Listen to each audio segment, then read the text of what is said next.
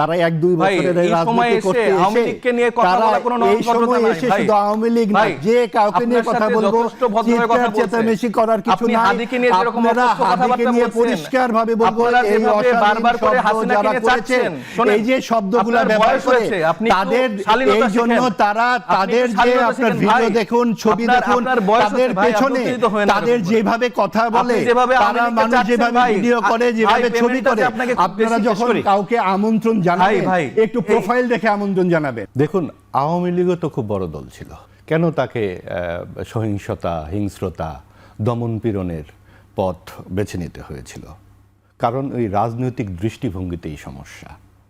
আপনি বিরুদ্ধ মত আমরা সহ্য করতে পারি, যে যাই বলুক না কেন, যখনই আপনি ক্ষমতার চেয়ারে বসছেন, যিনি বসছেন তিনি বিরুদ্ধ মত সহ্য করতে পারেন না। আপনি দেখুন, অন্তর্বর্তীকালীন সরকারের সময় একটি গোষ্ঠী যখনই তাদের কোনো বিরোধিতা করেছে, তারা সরাসরি হয়তো সরকারে ছিল না, সরকারের সমর্থক গোষ্ঠীর একটা অংশ তাদেরকে কিন্তু আওয়ামী দোসর বলেছে ভারতীয় এজেন্ট ইত্যাদি বলেছে। কিন্তু ওই তাদের কোনো বিরোধিতা করতে, যেটা বলা হচ্ছিল যে অন্তর্বর্তীকালীন সরকারের সময় সাম্প্রদায়িক শক্তিকে উস্কানি দেওয়া হয়েছে, পৃষ্ঠপোষকতা হয়েছে সরকারের পক্ষ থেকে, এটা একটা অভিযোগ, এবং সেই অভিযোগের সপক্ষে অনেক যুক্তি থাকতে পারে, বিপক্ষেও যুক্তি থাকতে পারে, কিন্তু তাকে কিন্তু ট্যাগ দেওয়া হয়েছে, নানান রকম আমাদের সাংবাদিকদেরকে জেলেও নেওয়া হয়েছে এই সমস্ত ঘটনায়। তো আমরা তো চেয়েছিলাম 24-এর গণ অভ্যুত্থানের পর, গণ অভ্যুত্থান কী কারণ হয়েছে এটা সবাই জানে, যে গণতন্ত্র এবং জবাবদিহিতার জন্যে। এই তো ছিল প্রত্যাশা, 24-এর গণ অভ্যুত্থানের ন্যূনতম আকাঙ্ক্ষা। তারপর যখন আজকে বিরোধী দলের একটি অংশ, তাদের নেতা হোক, যে পর্যায়েরই হোক, তারা যদি কোনো একটা প্রতিবাদ সমাবেশ করে, তাতে অসুবিধাটা কোথায়? এটা তো একেবারে একটা ন্যূনতম গণতান্ত্রিক সংস্কৃতির ব্যাপার, যে যার মত প্রকাশ করবেন সমাজে। আজকে যেই পরিস্থিতি হলো, হবিগঞ্জে বলুন, হবিগঞ্জে হয়েছে, সিলেটে হয়েছে, তার আগে আমরা চট্টগ্রামে দেখেছি, আমরা খুলনাতে দেখেছি, রাজশাহী বিশ্ববিদ্যালয়ে যে ঘটনাটা ঘটেছে।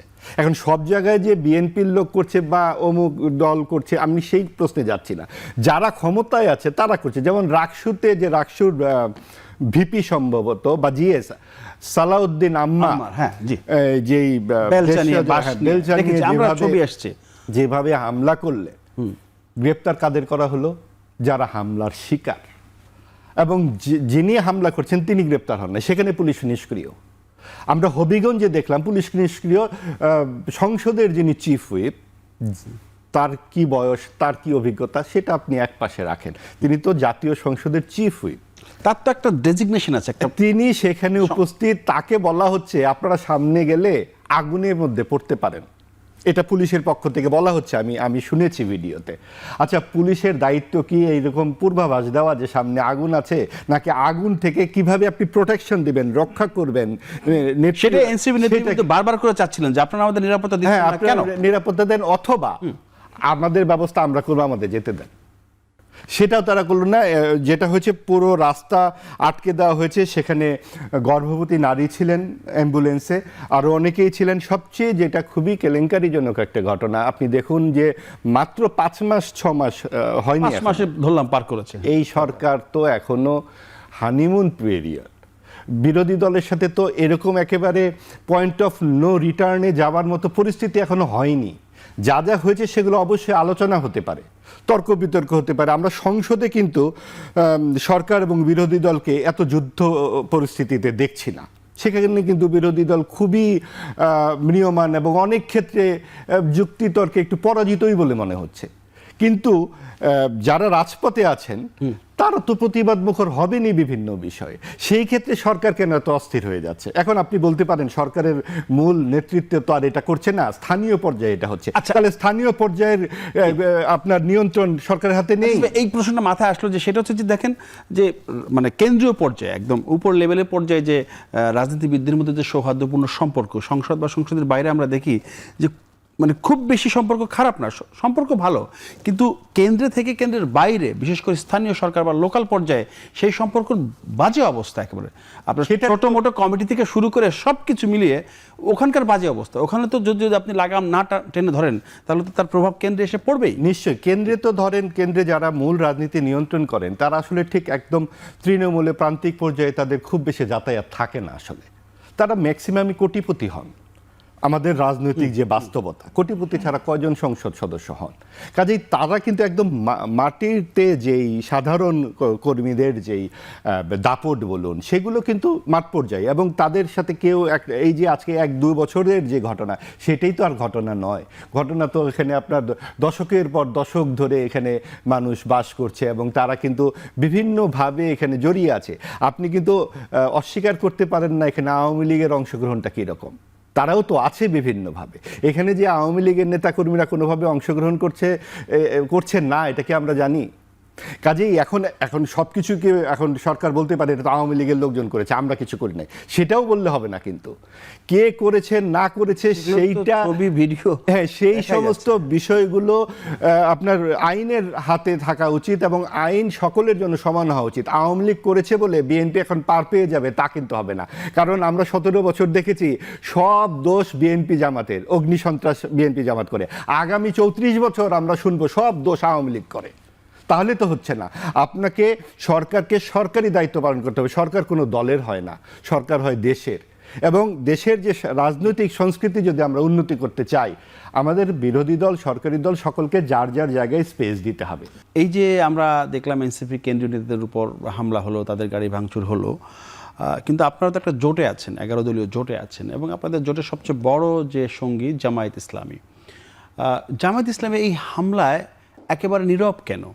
এর আগে আমরা দেখেছি, ধরেন আপনার ডাকসুর সাদিক কায়েমদেরকে দেখেছি, এবি জুবায়েরকে দেখেছি, মুসাদ্দেক, ওনারা এরকম কিছু হলে বেশ প্রতিবাদ জানিয়েছে, মশাল মিছিল হয়েছে। কিন্তু এইবার দেখলাম যে আপনাদের কেন্দ্রীয় নেতারা মার খাচ্ছে, তারা ঝামেলায় পড়ছে, কিন্তু কোনো প্রতিবাদ নেই কেন? মানে ওখানেও কি আপনাদের ভাঙনের সুর কিনা? আসলে এই বিষয়ে আমি খুব একটা মন্তব্য করতে মানে ওইভাবে পারছি না, কারণ আমি খুব একটা ফলো করি। প্রতিবাদ যে হচ্ছে না এটা তো নিশ্চিত, আপনি এটা তো দেখছেন। হ্যাঁ, সেইভাবে আসলে প্রতিবাদ হয়নি, এটা সত্য যে অফিসিয়ালি কোনো প্রতিবাদ হয়নি, একটা মিছিল হয়নি, যে এটা কেন করা হলো। হ্যাঁ, সেটা আসলে আমি খুব একটা বুঝতে পারছি না যে কেন তারা এটা করছে না। মানে তাদের অবস্থান নিয়ে আমি কিছুটা কনফিউজড। মানে আমি প্রথমে বললাম না যে বিরোধী দলের জায়গা থেকে তো তাদের পারফরমেন্স খুবই মানে পোর। তো সেই জায়গা থেকে হয়তো তারা নিজেরাই সামলে উঠতে পারছে না তাদের রাজনৈতিক প্রেক্ষাপট, এবং তাদের যে এমপিরা আছেন তারা তো ঠিকঠাক করে ফাংশন করতে পারছে না। প্লাস আরও নানা রকম ভেতরগত জটিলতাও আমরা দেখতে পাচ্ছি সামনে আসছে। তো সেগুলো কাটিয়ে উঠতে উঠতে হয়তো বা জোট সঙ্গীদের কথা তারা ভুলে যাচ্ছে। তো সেটা গেলে তো আসলে আমি মনে করবো যে তাদের একটা বড় মানে লস হবে।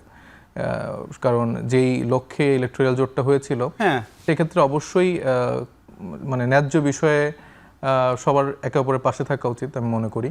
তো সেটা যদি মানে আমি অফিসিয়াল আসলে এখনো দেখিনি, তো সেই জায়গা থেকে আমি মনে করছি যে বাংলাদেশ জামাত ইসলামী দায়িত্বশীল জোট সঙ্গী এবং মানে বিরোধী দল কোনোটারই। দলের চিফ হুইপ তো ওখানে আছে, তার গাড়ি ভোট তো আক্রান্ত হচ্ছে, তাহলে উনি বিরোধী দলের চিফ হুইপ, কিন্তু বিরোধী দলের নেতা বা তাদের যে সংগঠন, সেই জন্যই প্রশ্নটা করলাম। এটা খুবই সারপ্রাইজ, মানে আমিও কিছুটা সারপ্রাইজ। আমি কালকে থেকে আলিফের ওইখানে আছি, তো সবকিছু আমি ওরকম করে ফলো করতে পারছি না। কিন্তু আমি শুধু মাত্র দেখেছি ছাত্র শিবির থেকে একটা প্রেস রিলিজ দেওয়া হয়েছে প্রতিবাদ জানিয়ে।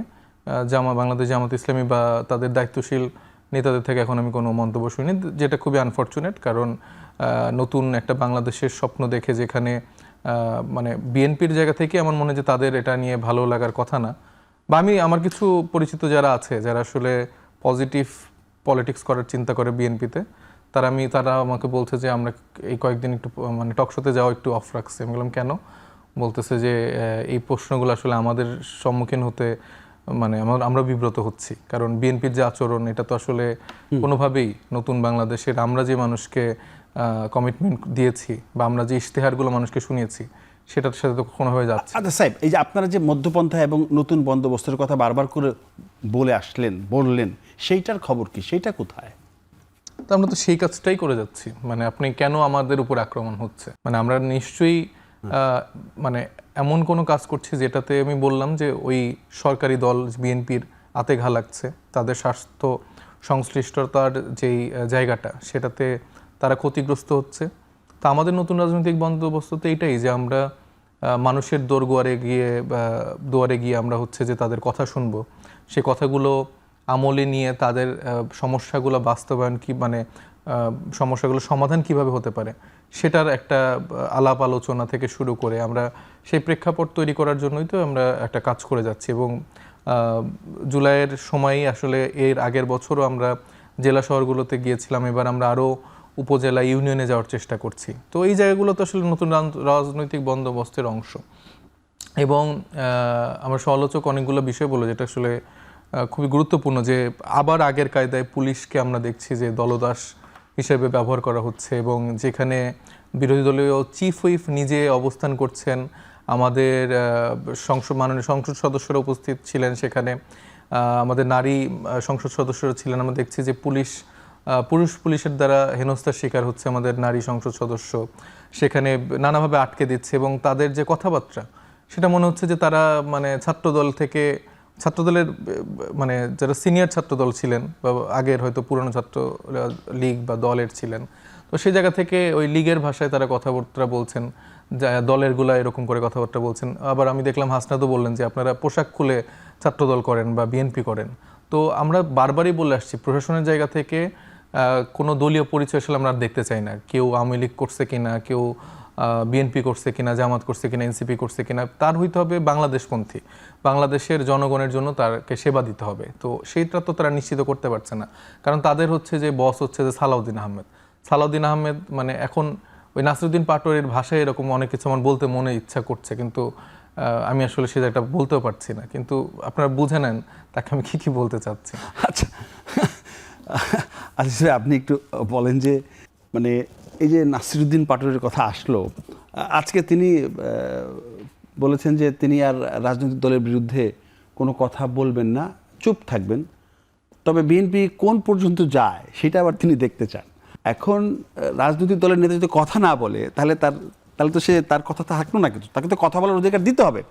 এই সমালোচনা আছে যে তার কথাবার্তা নিয়ে সমালোচনা আছে, যে তিনি তার রাজনীতির কথার যে ভাষা, তার বক্তব্যের যে ভাষা, সেটা নিয়ে কিন্তু সমালোচনা হচ্ছে, সেটাও সমালোচনা আছে ওই জায়গাটায়। আপনি কোনো মন্তব্য করবেন? যে নিশ্চয়ই। দেখুন, কার সমালোচনা হয় না? প্রত্যেক মানুষেরই সমালোচনা হতে পারে। সমালোচনা হওয়া মানে কি তার কথা বন্ধ করে দিতে হবে জোর করে?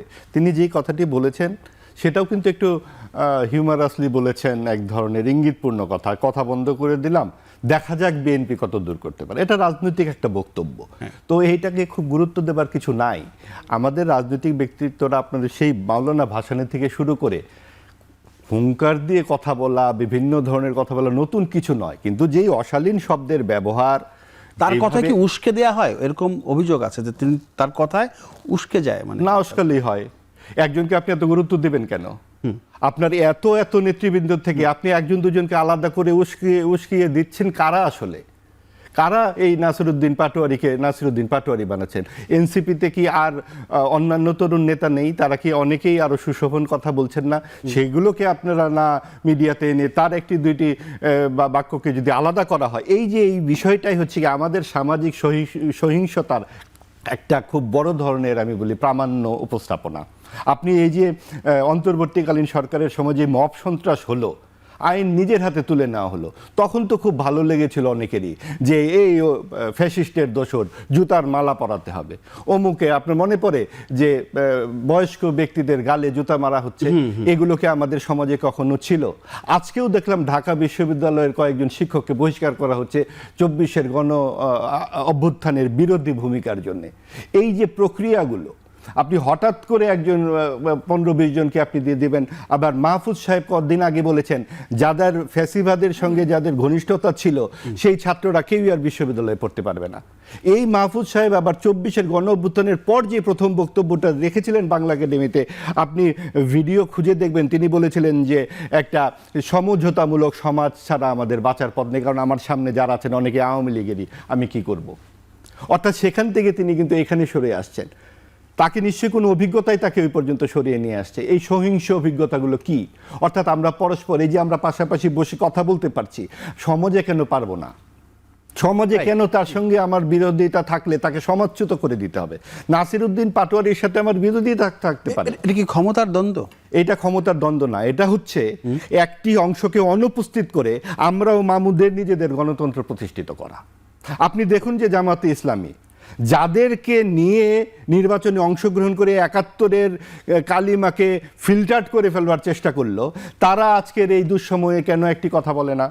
তারা কেউ গুপ্ত হয়ে আওয়ামী লীগে ধরা পড়ছে, কেউ গুপ্ত হয়ে বিএনপিতে ধরা পড়ছে, কেউ গুপ্ত হয়ে হোটেলে ধরা পড়ছে। তো এই সব নিয়ে যদি তারা ব্যস্ত থাকে, সাইফ যেমনটি বললেন যে নতুন বাংলাদেশের স্বপ্ন আমরা দেখেছিলাম জামায়াতে ইসলামীকে নিয়ে, এটাই তো সবচেয়ে বড় ভুল ছিল। যারা বাংলাদেশের জন্মই মানে না, তারা আবার নতুন বাংলাদেশের স্বপ্ন কিভাবে দেখবে?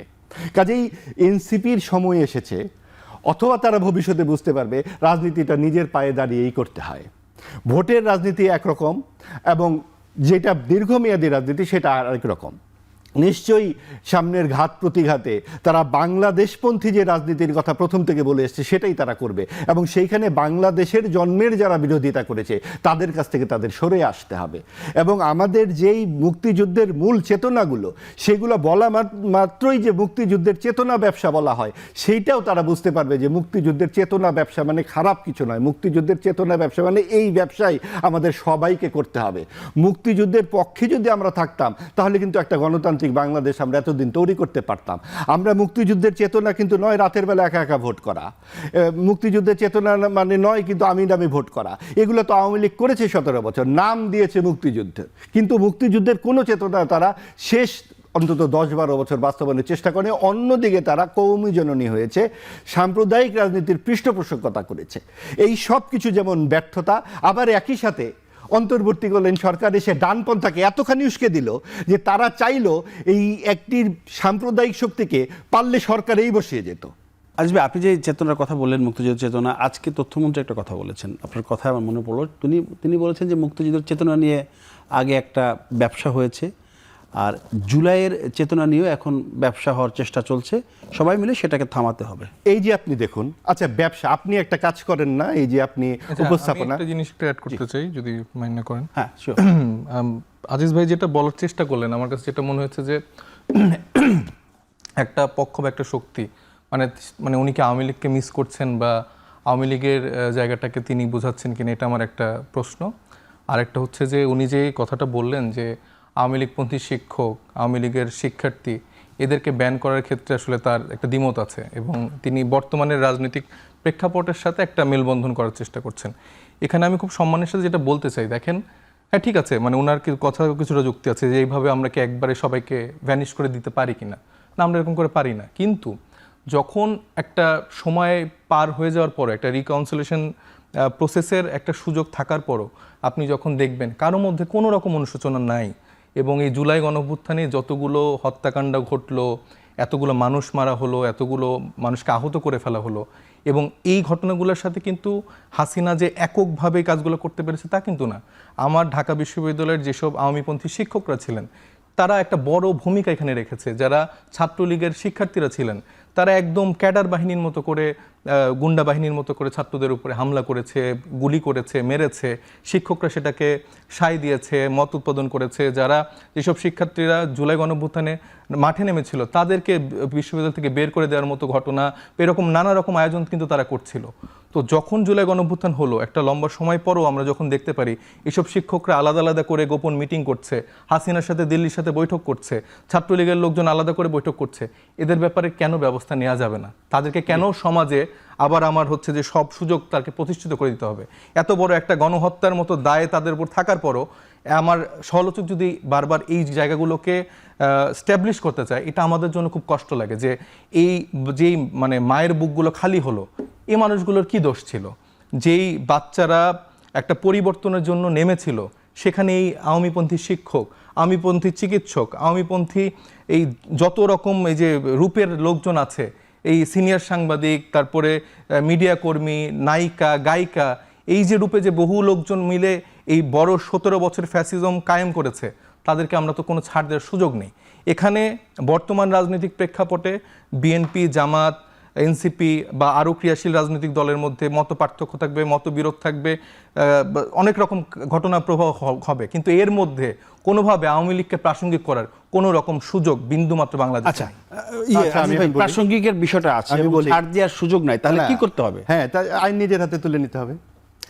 যেইভাবে বলা হলো বিষয়টা, যেভাবে বলা হচ্ছে অন্তর্বর্তীকালীন সরকারের সময় থেকে, তার মানে আইন নিজের হাতে তুলে নিতে হবে, আইন বলে কিছু থাকবে না, আমরাই ঠিক করে দেব যে কে কি দোষী বা নির্দোষ। যারা অন্যায় করছে আওয়ামী লীগের তাদের তো বিচার হতে হবে। আমরা কিন্তু আইন নিজের হাতে তুলে নিচ্ছি না ভাই। আমি ভাই আপনার সময় তো বলি না, শুনেন। আচ্ছা বলেন। সেটা হচ্ছে আজকে যেই যে হবিগঞ্জে হামলা হচ্ছে না, সেখানেও কিন্তু ডাক্তার আছে, ইঞ্জিনিয়ার আছে, সাংবাদিক আছে। সরকারকে আমরা কেন দায়ী করছি? এই ডাক্তার, ইঞ্জিনিয়ার, সাংবাদিক মিলে ফ্যাসিস্ট সরকার তৈরি করে না। হ্যাঁ, কিছু মধুভোগী সবসময় থাকে, কিন্তু তারা মূল ড্রাইভিং সিটে থাকে না। তাহলে এই 54 বছরে শুধুমাত্র 24 গণ অভ্যুত্থানে মানুষ মরে নাই, আরো এই লেভেলে হয়নি, কিন্তু রাজনৈতিক হত্যাকাণ্ড আরো হয়েছে। সবচেয়ে বড় হত্যাকাণ্ড হয়েছে মুক্তিযুদ্ধের সময়ে, তো তারপরেও তো দেশ এগিয়েছে সামনের দিকে।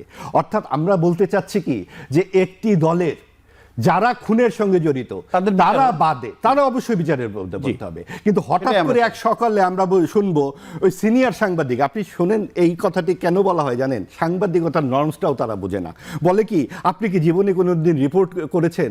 আপনি কিভাবে সিনিয়র সাংবাদিক? রিপোর্টার ছাড়া যে আরো সাংবাদিক হয়, সম্পাদক ব্যাপারটা কি সেইটাই তারা জানে না। সারাদিন দেখি এটা নিয়ে তারা আমাদের সাথে অনেকের সম্পর্কে অনেক কথাবার্তা বলে। তাহলে আমার যেই যুক্তি, সাইফ যেমন বললেন যে এই কথাটি আপনার অপছন্দ, ওনার অপছন্দ হচ্ছে, উনি সুন্দরভাবে সেটা বললেন, আমি কি করতে পারি? আমার যুক্তিটা দিতে পারি। এই তো আমাদের সভ্য সমাজের ব্যাপারটা কি, আমরা যার যার যুক্তিটা দেব। তারপরে যদি সাইফ বা আমি বলি না আপনি এটা বলতে পারবেন না, আপনাকে সমাজচ্যুত করব, এই জায়গাটাতেই সমাজের যে গ্রহণযোগ্যতা তার থাকে না। সাইফ চাচ্ছে না সমাজচ্যুত করতে, সাইফ চাচ্ছে না, হ্যাঁ সাইফ চাচ্ছে না, কিন্তু কেউ কেউ চাচ্ছে।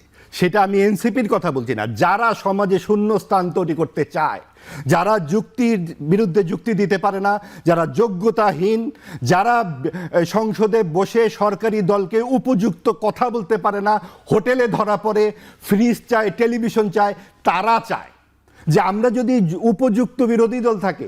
নাহলে এনসিপি যখন বিপদে পড়ে কেন জামাত কথা বলে না? এনসিপি আজকে ভাবছে যে খুব সুবিধা, আওয়ামী লীগ না থাকলে বা এত বড় একটা বিরোধী দল না থাকে, আমরা দ্রুত ওই জায়গাটাতে চলে যাব। কেউ কারো শূন্যতায় দাঁড়াতে পারে না। তাকে আমার কথা আমাকে বলতে দিতে হবে, আমার কথা আমাকে বলতে হবে, আমার কথা আমাকে বলতে দিতে হবে। অবশ্যই উনি কথা বলবে। আজকে যদি মেসি না থাকে বা আজকে যদি রোনালদো না থাকে, সেইটা আরেক দলের জন্য সুবিধা হবে না। আমি আওয়ামী লীগকে কিন্তু বেশি বলছি না, শুধু বলছি একটা রাজনৈতিক দল 70 বছরের যার ট্র্যাক রেকর্ড বাংলাদেশের মুক্তিযুদ্ধের নেতৃত্ব দেওয়ার, কাজেই সেই ট্র্যাক রেকর্ডকে ভাঙতে হবে আপনার আরো উন্নত মানের রাজনীতি দিয়ে। আমার কথাটি শেষ করতে দেন, দুটি বাক্য আছে। আচ্ছা, রাজনীতির বিকল্প হতে পারে আরো উন্নত রাজনীতির বিকল্প হতে পারে না আইন নিজের হাতে তুলে। সাইফ আসলে খুবই অদ্ভুত ব্যাপার যে এখনো আওয়ামী লীগকে তারা মেসি রোনালদো বলে তাদের একটা স্ট্যান্ডার্ড সেট করে। না ভাই বলছে যে আমি আওয়ামী লীগকে মেসি রোনালদো বলছি না, উনি তো তাদের একটা আরো বলবো লিগাসির কথা বলছে। মানে ঠিক আছে, উনি আওয়ামী লীগের মুখপাত্র হিসেবেই নিজেকে এস্টাবলিশ করছে, দিস ইজ ভেরি ফাইন, মানে ফাইন। আপনি জামাতের মুখপাত্র হয়ে যান না, আমি ভাই আমরা তো লাইফলেস হই না যে আরেকজনের মুখপাত্র, সেটা আমাদের নিজেদের রাজনীতি, সেটা আমরা দেখছি। হ্যাঁ, আমরা আমাদের নিজেদের দেখছি। আপনি আওয়ামী লীগের যেটা করছেন করেন, কিন্তু বাংলাদেশের মানুষও আসলে এগুলো দেখছে। আপনারা যেতটুকু মানুষের দায়িত্ব নিয়েছেন আপনারা নেন, আপনাদের হাতে মানে রক্তের দাগ লেগে আছে এবং এইটার দায় আপনার উপর অবশ্যই বর্তায়।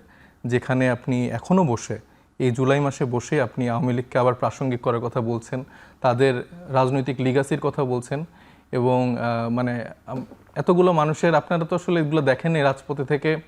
আমরা জুলাইতে দেখেছি যে যখন বাচ্চাগুলা এরকম করে শুট আউট হয়েছে, লাশগুলো পড়েছিল, তারপরও আপনার এই লিগাসিটাই আপনার মাথায় আছে যে আওয়ামী লীগের এই লিগাসি কে বিট করতে পারবে। আমরা আওয়ামী লীগের এই লিগাসি বিট করতে পারবো না এবং আমরা বলছিও না যে আওয়ামী লীগকে আমরা মেরে আইন নিজের হাতে তুলে নেব। তাহলে ওবায়দুল কাদের যেটা বলেছিল যে জুলাই গণঅভ্যুত্থানের পরে বা এরকম কোনো সরকার পতন হলে তাদের লাখ লাখ নেতাকর্মী মারা যাবে, এরকম কোনো ঘটনা বাংলাদেশে ঘটেনি।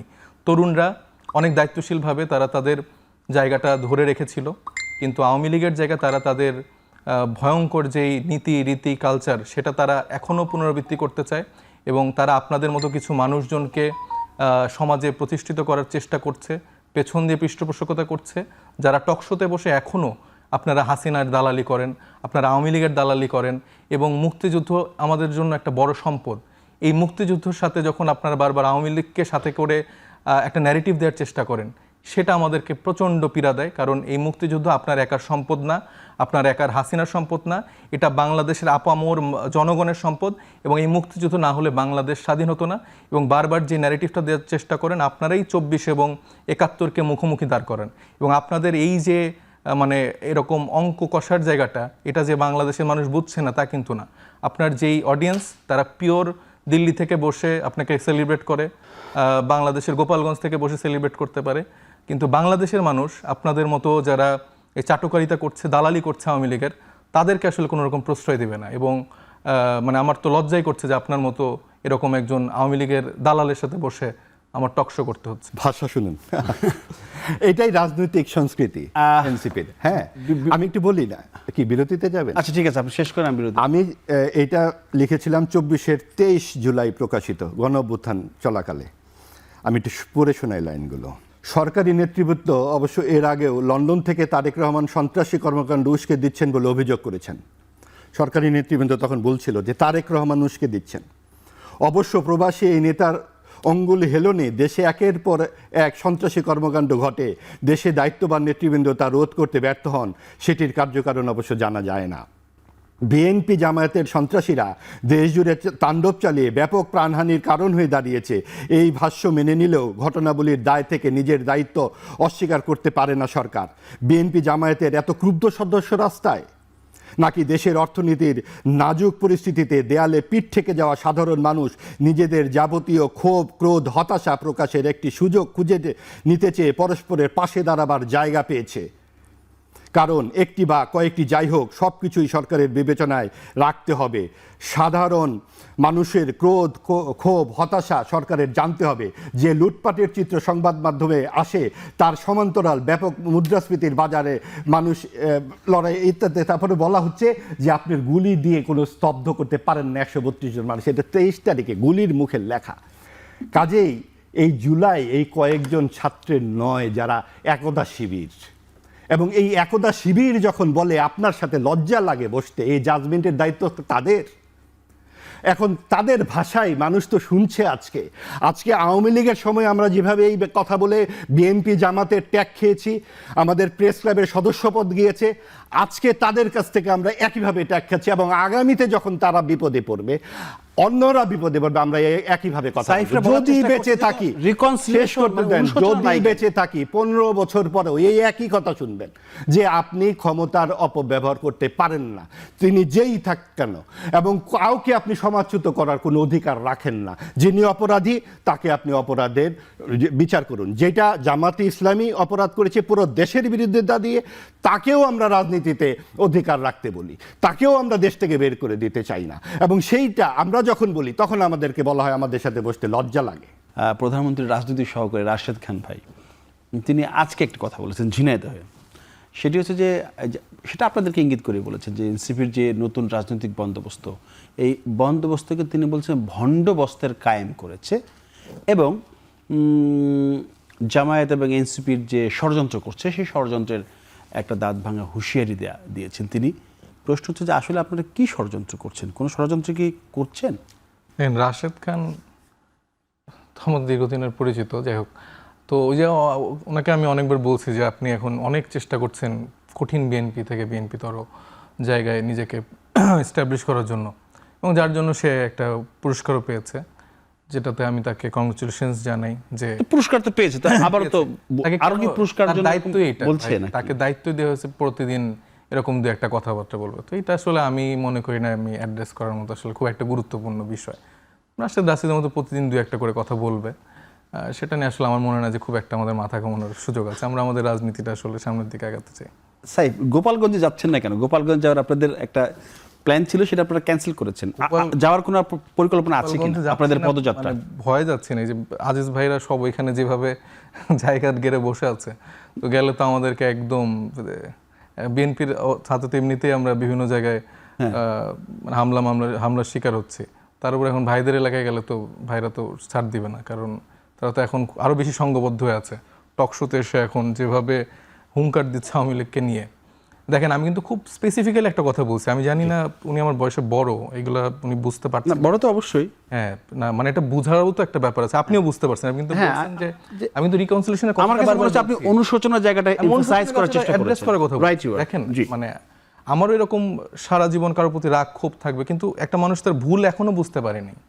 মানে মানে আপনি আমাকে সিঙ্গেল কোনো নেতাকে দেখান যে সে এটা অনুশোচনা করছে যে না জুলাই গণঅভ্যুত্থানে আমাদের যে ভূমিকাটা এটা আমরা ঠিক করি নাই, একটা বলেন। মানে আমি এই প্রেক্ষাপটের জায়গায় এই পয়েন্টটা আমি বারবার মেক করার চেষ্টা করছি যে তাদের কোনো জায়গার মানে আমি কিন্তু বলছি না আইন আমাদের নিজের হাতে তুলে নিয়ে আওয়ামী লীগকে মেরে ফেলতে হবে, খুন করতে হবে। আমরা কিন্তু বারবার বলছি যে আমরা মানে আইনের প্রতি শ্রদ্ধাশীল, বিচার বিভাগের প্রতি শ্রদ্ধাশীল। আমরা চাই যে প্রকৃত অর্থে যারা যারা দোষী তারা যেন বিচারের আওতায় আনে, মানে তাদেরকে যেন সেভাবে ইয়া করা হয়, প্রসেস করা হয়। কিন্তু আমরা দেখছি যে কোনো পর্যায়ের কোনো নেতা এবং এই কালচারাল ফ্যাসিস্ট থেকে শুরু করে যারা বিভিন্ন মাধ্যমে এখনও আওয়ামী লীগের বয়ান উৎপাদন করে যাচ্ছে তাদেরকে তো আসলে মানে কোনো রকম তাদের মধ্যে রিকনসিলিয়েশন বা অনুশোচনার জায়গাটা নেই। তো এটা একটা খুবই বড় একটা পয়েন্ট, এটা ওনাদের বোধগম্য না হয়তো। কারণ দেখেন আওয়ামী লীগ 17 বছর ধরে মানে অনেক সফট পাওয়ার তৈরি করেছে, অনেক প্রতিষ্ঠান তৈরি করেছে এবং মানে তাদের সেই জায়গাটা থেকে ধরেন যে তারা কালচারাল এরেনাতে অনেক লোককে তৈরি করছে, বিভিন্নভাবে তাদেরকে দলে নিছে, লোভ দেখায়, প্রতিষ্ঠান বানাইছে। এগুলো করে করে কি হয়েছে আবার কিছু গ্রুপও রাখছে। মানে আওয়ামী লীগের সময় আপনি দেখবেন আপনার টকশোতে বসেই এই ভাইদের মধ্যে কিছু মানুষ হয়তো কবিতা শোনাচ্ছে আওয়ামী লীগের বিরুদ্ধে, অথবা কিছু কুসুম কুসুম দু একটা গল্প শোনাচ্ছে। তো এগুলা করে সমাজে 17 বছর ধরে আপনার একটা বিরোধী মতকে তো দেখাতে হবে। আপনার বাইরের কান্ট্রি বা যারা এই গণমাধ্যম নিয়ে কাজ করে তাদেরকে তো বোঝাতে হবে যে গণমাধ্যমের স্বাধীনতা আছে। এখানে সরকারি দল বসলে পাশে আরেকজন বিরোধী মতের লোক বসলেও তাকে দমন পীড়ন করা হচ্ছে না। তারা 17 বছর ধরে কন্টিনিউ তারা হচ্ছে যে টকশো করে যাচ্ছে, বিভিন্ন সোসাইটিতে কথা বলে যাচ্ছে, সিভিল সোসাইটির বিভিন্ন প্রোগ্রামে যাচ্ছে। কিন্তু এক পাশে আরেক মানে মানে এটা দিয়ে কি ঢাকা হচ্ছে, এটা দিয়ে ইলিয়াস আলীর মতো গুমগুলাকে ঢেকে ফেলা হচ্ছে। এগুলা করে সমাজে যেসব গুম খুনগুলা হচ্ছিল, যেগুলো তুলে নিয়ে যাওয়া হচ্ছিল, এগুলাকে ঢেকে ফেলা হতো। যে ভাইদের মতো কিছু মানুষকে সামনে ঢাল রেখে যেই এই মানুষগুলো তো সুন্দর কবিতা বলতেছে আওয়ামী লীগের বিরুদ্ধে, কিন্তু পিছন দিয়ে আপনারা আবার দেখবেন যে বিরোধী মতকে একদম খুন করে ফেলছে। তো এই স্ট্র্যাটেজিক্যাল জায়গাটা তারা মানে এটা তো অনেক দিনের ইনভেস্টমেন্ট। মানে আমি কিন্তু শুধু উনাকে মেনশন করে বলছি তা না, মানে আমি আওয়ামী লীগের প্রাসঙ্গিক যে ইকোসিস্টেমটা সেটার কথা বলছি। তারা এখনও সেটা সাস্টেন করার জায়গাটা দেখেন। তারা আবার নতুন করে আমরা দেখছি যে কিছু কিছু মানে আর্টিস্ট তারা এটা বলছে যে না এটা আমাকে এরকম করে বুলি করা হচ্ছে বা আমাকে এরকম এটা করা হচ্ছে। আবার মানে বিভিন্ন জায়গায় মানে খেলোয়াড়, তারপরে গায়িকা, নায়িকা, বিভিন্ন জায়গা থেকে সেক্টর থেকে দু একজন করে করে কথা বলে। আবার এই ইকোসিস্টেমে আবার তারা তাদেরকে সাপোর্ট দিচ্ছে, না এটা তো আসলে ঠিক হচ্ছে না। তো এইটা হচ্ছে মেইন পয়েন্ট। আমার কথা হচ্ছে যে অবশ্যই সমাজে আস্তে আস্তে সবার একটা জায়গা নিশ্চিত করাটা আমিও বিশ্বাস করি, কিন্তু এরকম ঘৃণ অপরাধ করার পরও যেই রাজনৈতিক দলের মধ্যে কোনো শ্রেণীতে কোনো জায়গায় এখন পর্যন্ত অনুশোচনা নেই, তাদের বাংলাদেশে কোনো রকম রাজনীতি করার অধিকার নেই। বাংলাদেশে আসলে সে অবস্থান করার সুযোগ নেই। তাদেরকে একটাই তাদের অবস্থান, সেটা হচ্ছে যে জেল, ফাঁসি, এর বাইরে তাদের কোনো সুযোগ নেই। আজিজ ভাই প্রশ্ন করবো নাকি? না না এই নিয়ে এটা নিয়ে বিরাট প্রশ্ন, আমরা অন্য প্রসঙ্গে না যাই। সেটা হচ্ছে যে কালচারাল ফ্যাসিজমের নতুন একটা নমুনা আমরা অন্তর্বর্তীকালীন সরকারের সময় থেকে দেখেছি। কিছুই জানে না, ইতিহাস জানে না, ভূগোল জানে না, কোনো কিছু জানে না, জাজমেন্ট করে বসে আছে। অমুক তমুক তখন বিরোধিতা করলেও নাকি সেটাও সরকার করিয়েছে। অর্থাৎ তখন সরকার করিয়েছে, এখন বিরোধিতা করলে সেটা সরকার করাচ্ছে না। মামার বাড়ির আবদার তাকেই বলে। এবং আমরা যে কথাটি বলতে চাই যে রাজনৈতিক যে অপরাধ, রাজনৈতিক খুন কোন আমলে হয়নি।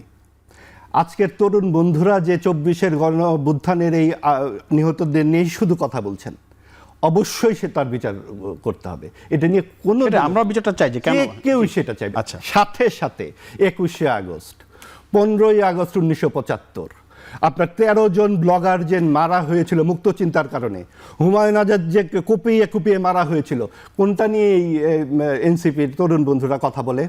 ওগুলো খুন নয় নাকি ওরা মানুষ না?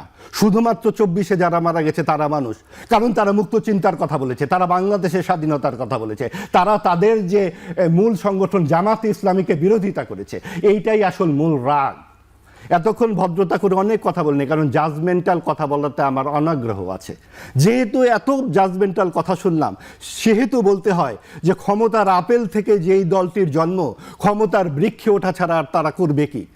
একটি এনসিপির নেতা যদি নিজ গুণে একটা ইউনিয়নের কমিশনার হতে পারে, আমি আমার টক শো কেন, আমার সাংবাদিকতাই ছেড়ে দেবো। এই হচ্ছে একটা এনসিপির একটা নেতাদের একটা কাজ। কথা বলি না, এটাই ভদ্রতা। এবং আপনি আমাদের আরেক ভাই এক আলোচনায় বলেছে, আমি তার সাথে একমত, যে আওয়ামী লীগের পুরো উপজেলায় যেই কর্মী, পুরো দেশে তো এনসিপির সেই কর্মী নাই। কাজে এই সমস্ত তুলনা দিয়ে তো লাভ নাই। এবং আওয়ামী লীগ অনুশোচনা করলো কি করলো না, ভাই আমি তো আওয়ামী লীগের লোক না, আমি কেন সেটা বলবো? এবং বাংলাদেশের কোন রাজনৈতিক দল এই পর্যন্ত তার কৃতকর্মের জন্য ক্ষমা চেয়েছে? এরশাদ ক্ষমা চেয়েছে? তো সে যে ট্রাক তুলে দিয়েছিল ছাত্রদের মুখে, তাদের তো তখন জন্মই হয় নাই। 90-এর আন্দোলনে আপনি ছিলেন না রাস্তায়? আপনি দেখেন নাই কি হয়েছে? 69-এর এটা গণ অভ্যুত্থান যদি অস্বীকার করেন, বাংলাদেশের জন্মই তো অস্বীকার করা হয়ে যায়। তো সেই ক্ষেত্রে কোন রাজনৈতিক দল কোন সময়ে আপনার ক্ষমা চেয়েছে? 72 আর 75-এর রূপকথা শোনানো হয় আমাদেরকে, এই হাজার হাজার লক্ষ লক্ষ মানুষের মৃত্যুর কথা শোনানো হয়। আপনার আন্তর্জাতিক মিডিয়া ছিল না? বারবার যে সমস্ত কথাবার্তা শোনানো হয়, সেটা হচ্ছে একটা রাজনৈতিক শক্তিকে অনুপস্থিত করে দেওয়া। ক্ষমতার যে আপেল গাছের মধ্য থেকে আপনাদের জন্ম, সেখান থেকে না বের হলে আপনাদের পরিণতি আজকে এরকমই হবে, যদিও আমরা সেটা চাই না। হবিগঞ্জে যা হয়েছে, আমি প্রথমে যা বলেছি এখনো তা বলছি, এটা সরকারের ব্যর্থতা। কিন্তু সাথে সাথে আমাদের খুব অবাক লাগে, হতাশা লাগে, যখন ছাত্রদের এই ভিডিও এবং ছবির নিচে এত হাহা রিয়েক্ট দেখি। কেন তাদের আজকে এই অবস্থা? কেন কোনো সোশ্যাল মিডিয়াতে একটা মানুষ তাদের পক্ষে একটা আহ্বান জানায় না? সরকার এটা ভুল করছে। আপনি আমাকে দেখাতে পারবেন এনসিপির কিছু কর্মী ছাড়া জামাত ইসলামী সহ কেউ কেন তাদের পক্ষে নাই? কারণ ওই সেই তাদের নেতার অশালীন শব্দ, সেই শব্দের যে নেতা, সেই নেতাকে আপনি জাতীয় কবির কবরে শায়িত করেছেন।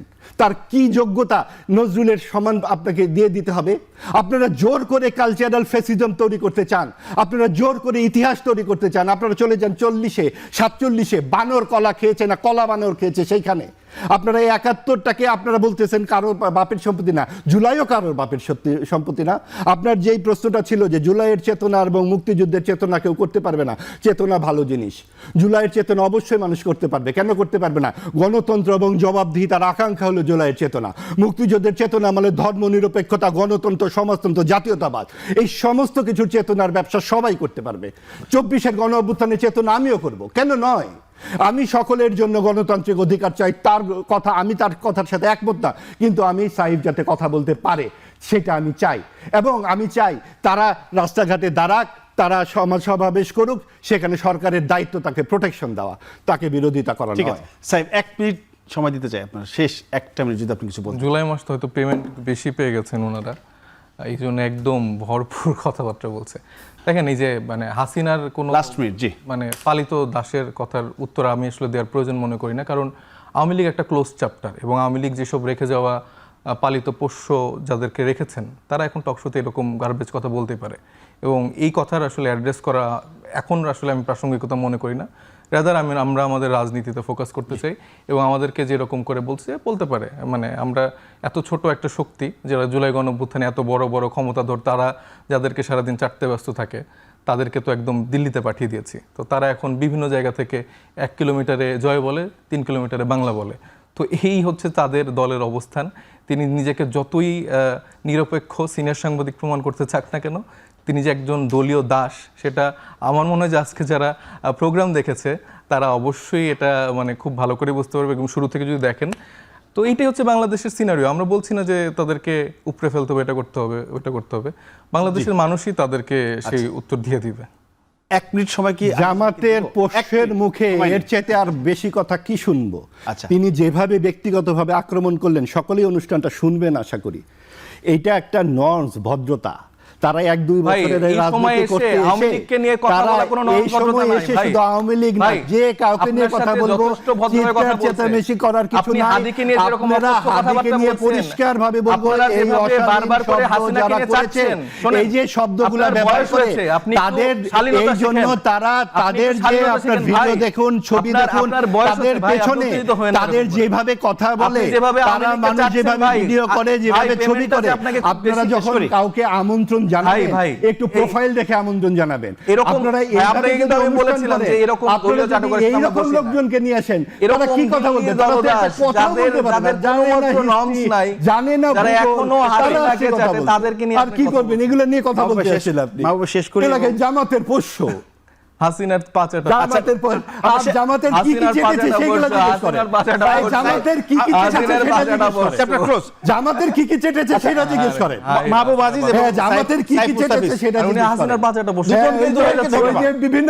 উনাকে- ভিডিও বেরোচ্ছে, উনাকে ভিডিও দিল্লিতে বেরোচ্ছে পাঠিয়ে দিন। সমানে। ভাই, উনাকে দিল্লিতে কি- পাঠিয়ে কি- দিন। কি- কি- অসংখ্য ধন্যবাদ। কি কি ভাই, উনাকে চেটেছে দিল্লিতে জিজ্ঞেস পাঠিয়ে করেন দিন, না। ভাই। আরেকদিন আলাপ ভাই, করবো। উনাকে কি দিল্লিতে কি পাঠান, চেটেছে ভাই। জিজ্ঞেস করেন।